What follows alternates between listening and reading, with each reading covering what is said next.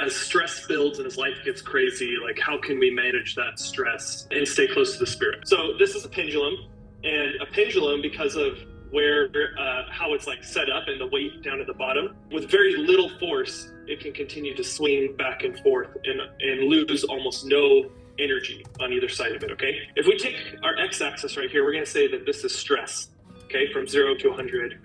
The majority of the time we should be about in the middle. And the y-axis here is the amount of time that we spend. If you look over here on the far right, this is like the overwhelm, too much stress, okay? If you go here on the left, this is apathy. This is like, I don't care, nothing matters, laziness, boredom. If you look at this idea of emotional balance, you know, really the majority of our time should be spent in this balanced zone. So going back to this pendulum idea, what do you get when you turn a pendulum upside down? Does anyone know? Metronome. That's right. A metronome is actually called an inverted pendulum. And the way it works is the weight is at the top. So what is the purpose of a metronome? Who can tell me that? Like, why did someone invent the metronome? It keeps a very consistent rhythm. Like 1 second exactly. is 1 second every single time. Yeah, that's right. I was like, well, what is rhythm? So it was first coined, or basically the first record that we have of rhythm is in 1557 from the Latin rhythmus, or from like an ancient Greek rhythmos, which is any measured flow or movement, symmetry or rhythm. It actually didn't change into the full-on music-oriented that we're used to hearing. Rhythm first was actually meant not really as something from music. It was meant to be any measured flow or movement. And so the primary definition is a strong, regular, repeated pattern of movement or sound. So it doesn't have to just be sound, it can be movement. And when it comes to movement, an alternate definition is a regular recurring sequence of events, actions, or processes. So if we take that to life and rhythm in life, what can we do to maintain a healthy rhythm in life? Because life is constantly going to change. Okay, we're going to have moments of high stress. We're going to have moments of not stress. So we're wanting to kind of stay within that zone, and we're wanting to make sure that we have this rhythm that's allowing us to, if we get too stressed, to go down a little. If we get too apathetic, we go up a little. Okay, and so the idea is we're maintaining this rhythm. What do we do if we get too far to the right? What are things that we can do to reduce stress? And what are things that we can do to pull out of apathy, to get back into a balanced way of thinking? And if we apply what we've learned in Like Dragons, or to relate it back to the Moroni training, these things that either pull us out of apathy or reduce our stress are coined by Maurice as border patrol activities, like our daily things that we're doing. It's our warrior prayers, it's our no goal, it's our writing and reading, right? These are border patrol activities, okay? Passion project activities, right? We've talked a lot recently about passion projects where it's something that uses our unique gifts or abilities to help others. And then what's an example of like a warrior chemistry exercise? So physical exercise can play a role in stimulating warrior chemistry, at least the physiological side of it. Yeah, awesome. Thank you, Maurice.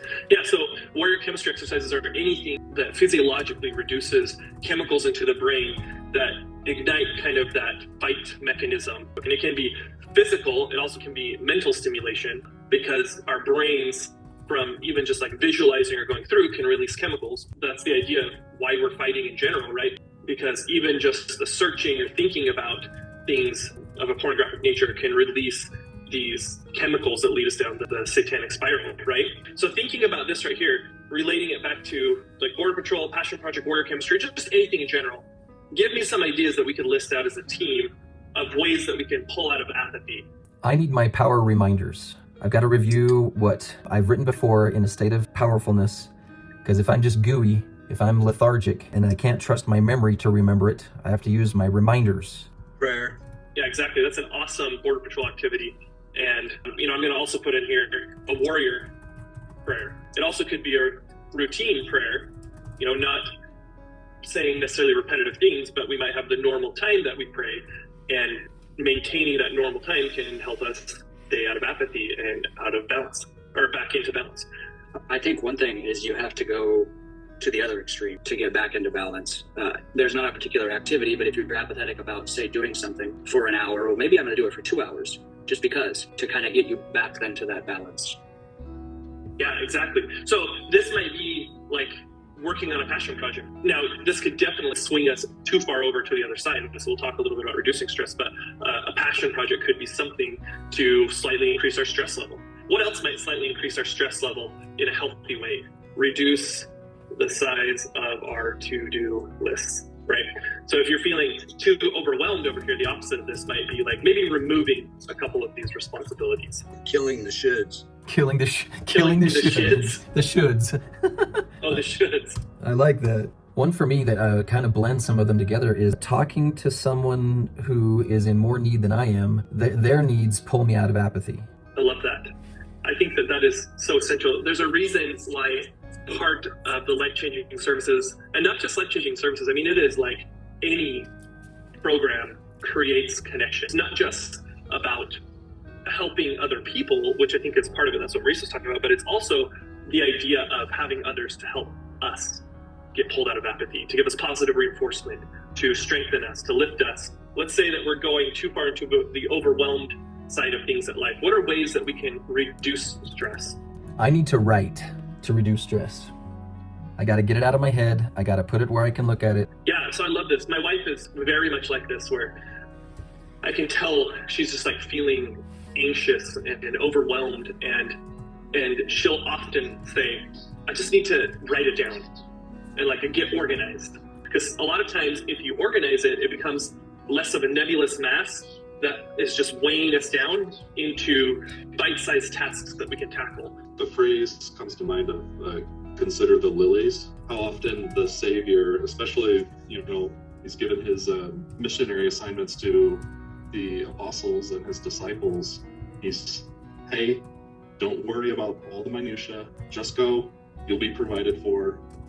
Everything's going to be fine. So it's consider the lilies. Take things one at a time, and in the grand scheme of everything, it works out because Heavenly Father and Jesus Christ are at the helm. It's almost like anchoring back to like who you are, what's most important, but it's got that spiritual side to it. For me, working out is huge. I love working out, and for a while I got out of it, the habit of it, and I'm just reminded of how much it helps me in all phases. A final note here to consider. So these red zones of apathy and overwhelm that we want to stay out of, okay? This is tricky to be able to realize I'm in the overwhelm zone or I'm in the apathy zone. What you really want to do is create emergency protocols, which are coined by Maurice as flagpoles in the idea of a fight, right? It's doing something that can alert our minds or refocus our energies. So give me an example of an emergency protocol to get you quickly going, say on one of these reduced stress activities or one of these pulling out of apathy activities to start the process of getting back into balance. Stop thinking and get working. My mornings and evenings are a mix of possibility for quality revelation or quality satanic attacks. And sometimes my alarms don't go off fast enough to determine which one I'm experiencing, because I'm just kind of in a thinking mode and I'm all, wait, this isn't going well. This is not going well. Stop, call up God, stop thinking, take action, get connected, move. My pondering can go spiraling. Pondering and spiraling have to be very carefully discerned in my head, or else I'll go crazy sometimes. Yeah, I love that. Thank you, Maurice. And one of the things that is taught in the Electro Dragons book, and just in general mentioned many times, is the need to practice these flagpoles because of exactly what you said, which is like we'll spiral, we won't realize. And so having things that we practice or do so they become repetitive will help us. Like one thing that has helped me in the past is to find a soft place across the room and throw my phone. I don't want to break it, but throwing also helps activate some warrior chemistry. But the same thing with apathy. I find I am very apathetic when I'm just like sitting on the couch on my phone. And so if I can remove my phone in a forceful way, I found that can be a flagpole that helps me. I've actually set consistent alarms throughout the day, and I've labeled them in Whitey Fife. It's kind of like mini pulse checks. I might not realize it in the moment, but when the alarm comes, it can wake me up back to, oh, why do I fight? That's right. I need to be doing something like this. Like a lot of times we won't know that we're in an apathetic state or in an overwhelmed state. And so just a check-in, that idea of a pulse check is like, where am I right now?